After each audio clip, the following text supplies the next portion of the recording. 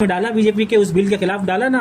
ममता चाहती तो नहीं डाल सकती थी, लेकिन क्यों डाला? क्योंकि उन्हें बंगाल में फायदा होगा, यूपी में अखिलेश यादव को फायदा होगा अगर सीट बढ़ेगी, बंगाल में ममता को फायदा होगा अगर यहाँ पे एमपी का सीट बढ़ेगा।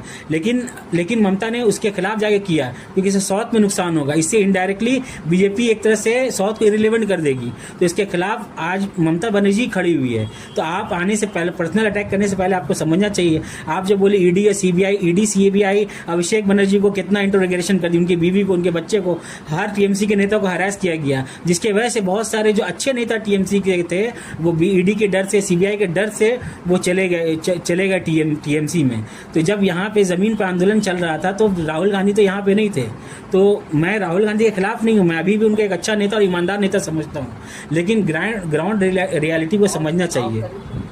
तो यही है। इसके अलावा आपका कोई क्वेश्चन है तो पूछिए। मेरा क्वेश्चन एक आपसे और है, सवाल ये है कि आप बोल रहे हैं कि आप राहुल गांधी जी को एज अ पीएम देखना चाहते हैं, लेकिन आपको नहीं लगता है कि अगर राहुल गांधी को एज अ पीएम देखना है तो बंगाल भी उनको जीतना होगा?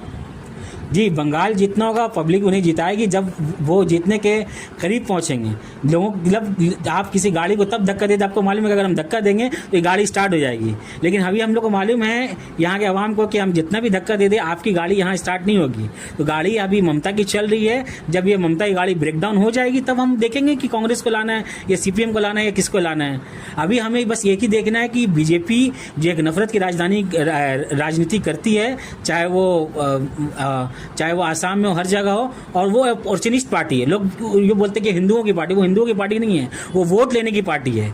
अब यहाँ आके मछली खा रहे हैं, यहाँ आकर के झालमुड़ी खा रहे हैं, जहाँ जैसा देश वैसा आप भेज कर लेते हैं। आपकी कोई आइडियोलॉजी नहीं है। मैं हिंदू भाइयों से भी कहूँगा कि अपने दिमाग को खोले और राम का नाम बदनाम ना करे। जय श्री राम का नारा जो है एक धार्मिक नारा, उसको एक पॉलिटिकल नारा बना दिया गया है। आज कोई भी पार्टी, चाहे ओवैसी की पार्टी, कोई भी पार्टी अगर अल्लाह अकबर नारे तकबीर को अगर पॉलिटिकली इस्तेमाल करेगी तो हम लोग उसकी मुखालफत करेंगे। मजहब अपनी जगह पे, सियासत अपनी जगह पे है।